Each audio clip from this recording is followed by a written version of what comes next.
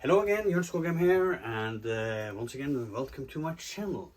In this video I want to talk about David, a very interesting person in the Bible.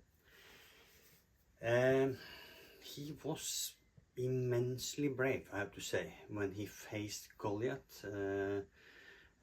Goliath perhaps is the more right pronunciation. Goliath, I think it is, yeah. When he faced that, him, and he was threatening all of the Israelites, and he was about 3 meters, I think, approximately, and he had been a fighter from he was a little kid. But then when he was standing up and cursing the Israelites, David said, "I will go down and I will kill this Philistine." But David had a lot of experience. He had killed both lion and bear before, but still I would be pretty yeah, he was brave, to put it mildly, but he was little. He knew what he was doing, and he used his own tool, stones and a sling that killed Goliath. So that's perhaps the thing we remember David. Yeah, we remember him for this incident foremost, I think. But he was a man with a lot of diversity. But the most important with David, I think I will come to the end of this video. But later on, when he was most powerful as a king, he was killing a lot of Philistines, and yeah, of course it says in the Bible, "You shall not kill." I will come back to that in another video. Why is this happening in the Old Testament? I can't tell you exactly why this happened. I can just have a theory about it myself after reading it, the Bible, many times. But anyhow, yeah, it was pretty fantastic, the deed he did with Goliath.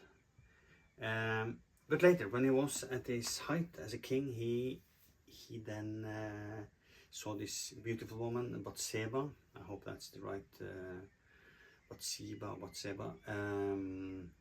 That was bathing on the top of the roof, and he saw her naked, and he took her to his home and slept with her, and she got pregnant. And later on, he kills the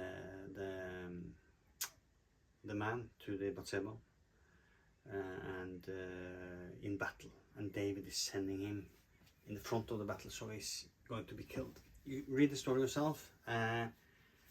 It's a terrible thing. First he sleeps with another man's wife, and then he kills the man of the wife afterwards. Terrible. But the thing with David, I think it's fantastic. He realized that whatever I do, I can rely on God's mercy. And he was faithful to God all his life.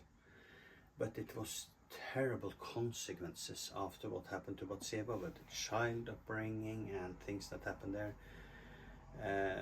Sexual immorality was just continuing in the family, and yeah, and one of the sons were killed by the other half brother, and then he was killed, etc., etc. Read it for yourself. But that, I also think, we don't know what we are going to do in life, and what we wishes things we will do. I think for myself, I don't want to have the bad consequences of it, so that therefore I will not do any crazy things.